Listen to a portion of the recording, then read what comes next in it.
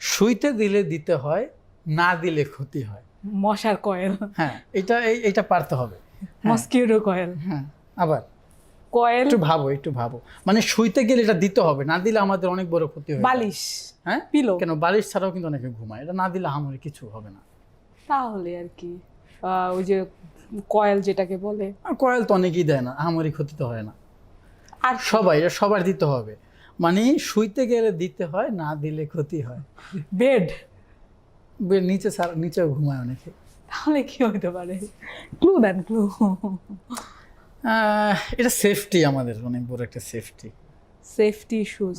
ভাষায় শুইতে গেলে দিতে হয়, না দিলে ক্ষতি হয়। আই ডোন্ট নো, মাথার উপর দিয়ে যাচ্ছে, পারতেছি না। এটা হচ্ছে দরজার খিল।